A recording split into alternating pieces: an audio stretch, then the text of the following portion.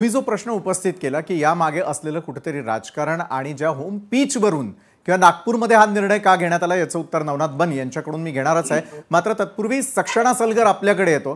सक्षणाजी, जितेंद्र आव्हाडांनी तर उद्या पार्टीचं आयोजन केलेलं आहे। या पार्टीला कुणाला आमंत्रित करणार आहात?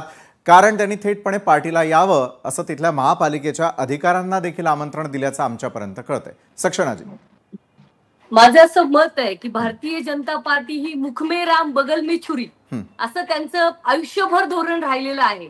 खऱ्या अर्थाने सांगायचं तर ज्या पद्धतीने मगाशी काही पॅनलिस्ट बोलले की एखादा धार्मिक सण असेल, जसं की आषाढी एकादशी आहे, त्या योगायोगाने तसा तो प्रसंग येत असेल तर आपण त्यावेळेस त्या पद्धतीचा निर्णय घेतो।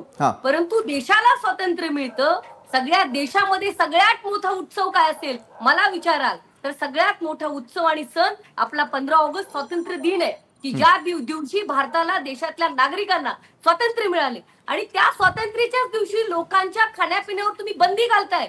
ही एक प्रकारची हिटलरशाही, दंडमशाही आणण्याचा प्रयत्न भारतीय जनता पार्टीकडून आज नाही नेहमीच होतोय। काल परवा कोणीतरी ते भिडे का किडेगुरची काहीतरी बरळले की तिरंगा कशाला फडकवताय, भगवा फडका वगैरे, काय चाललंय देशामध्ये?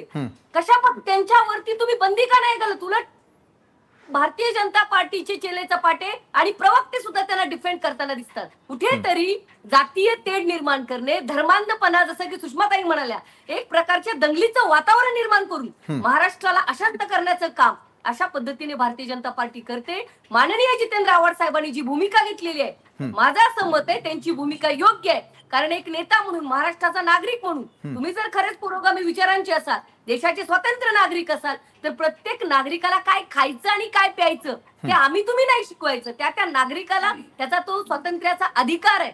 त्यामुळे जितेंद्र आव्हाड साहेबांच्या पार्टीला जे कोणी मटण खातात त्यांनी बिलकुल जायला काय हरकत नाही। उलट महानगरपालिकेच्या अधिकाऱ्यांना माझा सवाल आहे की तुम्ही नीट कॉन्स्टिट्यूशनचा अभ्यास केलाय का? कारण कुठल्याही ऍडमिनिस्ट्रेटरने कॉन्स्टिट्यूशनचा अभ्यास केल्याशिवाय आयएएस होत नाही। मला असं वाटतं सध्या ते आरएसएसचं कॉन्स्टिट्यूशन वाचतात, भारतीय जनता पार्टीचं कॉन्स्टिट्यूशन वाचतात आणि नागरिकांमध्ये इम्प्लिमेंट करतात असं माझं ठाम मत आहे।